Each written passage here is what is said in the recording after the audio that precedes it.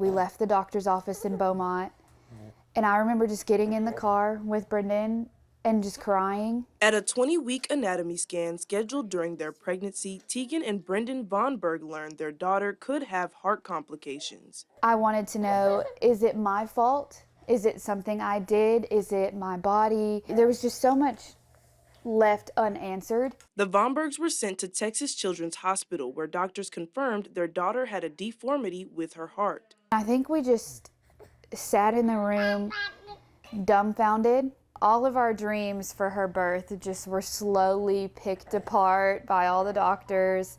We didn't even know what her quality of life would look like at one point. Doctors diagnosed baby Evelynn VonBerg with Tetralogy of Fallot with MAPCAs, a sequence of 4 heart defects that affects normal blood flow through the heart, and DeGeorge syndrome, a chromosomal abnormality that causes several body systems to develop poorly. She let me know that it could be critical. She'll be born completely blue.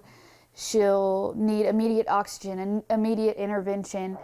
I feel like every time we turned a corner, there was something there to disappoint us and to break us down. But somehow we stayed positive. At baby Evelynn's birth, the VonBergs got to hold their baby and spend time with her, something they were told might not be possible with Evelynn's diagnosis. After her birth, baby Evelynn was transported to the neonatal intensive care unit and soon underwent her first open heart surgery, spending her first 6 months of life in the hospital. The days will only grow. We are 155 days in at a little over a year old. And following her congenital heart defect surgical plan, she will have surgeries for the rest of her life. Since her birth, Evelynn has had 2 open heart surgeries with a third planned for February 21st, 2024 that will keep the family in the hospital for anywhere from 3 to 8 weeks. Her unifocalization will be taking all the arteries, including the collateral arteries and the pulmonary arteries, and pulling them all together to receive blood flow from one source. And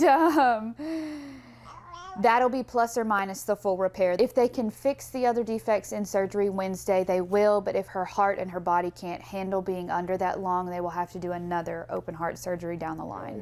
A little over a year after her birth, the VonBergs celebrate Evelynn, knowing 25% of babies with similar defects don't live to see their first birthday. It's an overwhelming kind of joy.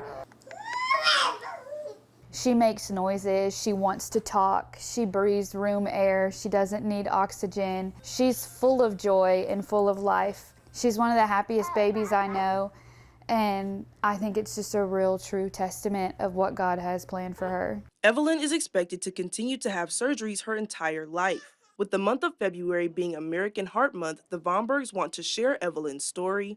It's so much fun to watch her grow up in spite of everything that she's already been through. And hope to raise awareness about heart disease, encouraging people to donate to related causes. It wasn't like I knew my research. I wasn't a part of the awareness at that point.